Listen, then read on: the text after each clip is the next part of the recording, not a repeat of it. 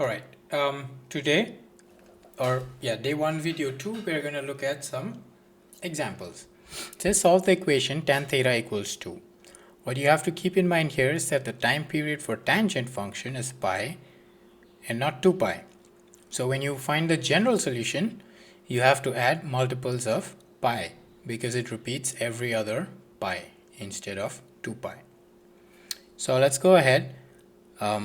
First, we find the most obvious solution using the calculator. Tan inverse of 2. Let's see what that is. Tan inverse of 2 gives me 63. I'm going to go back to radians. Tan inverse of, 2. So this gives me 1.107 radians.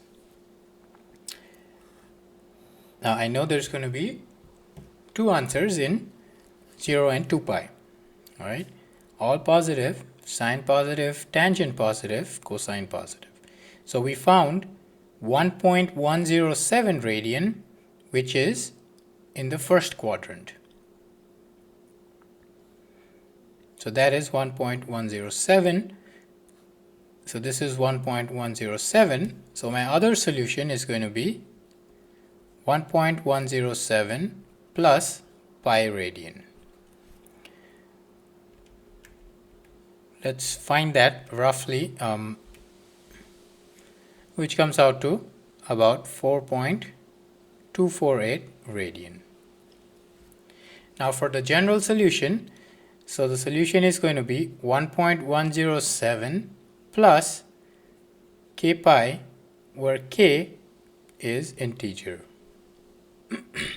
Integer meaning they are numbers like -2, -3, -4, 1, 0, 1, 2, and so on.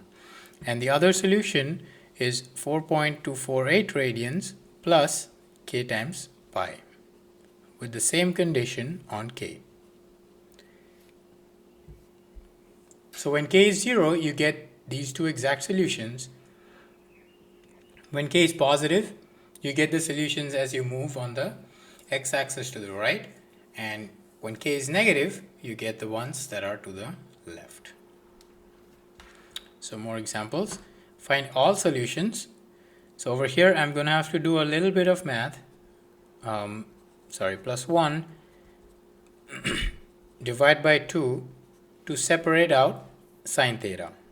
Then I can go sine inverse of 1/2, sine inverse of 0.5, which is actually in radians, that would be pi over 6 radians.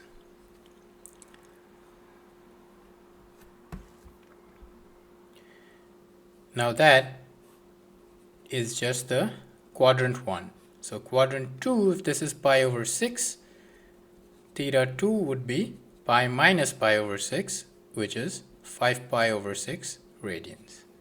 Then the general solution, because we're back to sine, the time period is 2 pi, so I'm going to have pi over 6 plus 2k pi, or 5 pi over 6 plus 2k pi, and for both of these k is integer. Okay, so just one additional step. You're not given sine theta directly. You do a little bit of algebra to find sine theta and then proceed with the same process. And one last example for this video. Now I introduce having squares. Okay, so tan squared theta minus 3 is 0.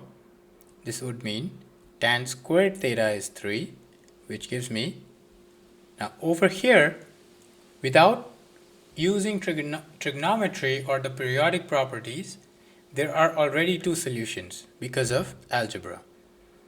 Now, when you solve a square, you're going to have two answers. So you have tan theta is root 3 or tan theta is negative root 3. So over here you already are going to produce 4 results instead of 2, because now you're considering all quadrants, right? Because tan theta is positive in 2 quadrants and negative in the other 2. So let's see, tan inverse of square root of 3 is 1.047, which is roughly pi over 3. So theta is pi over 3, but that's just quadrant 1. You need to find quadrant 2, quadrant 3, quadrant 4. Quadrant 2 would be pi minus pi over 3, 2 pi over 3. Quadrant 3 would be pi plus pi over 3, 4 pi over 3.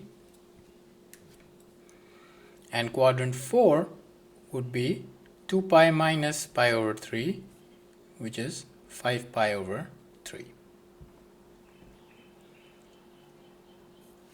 And then for general,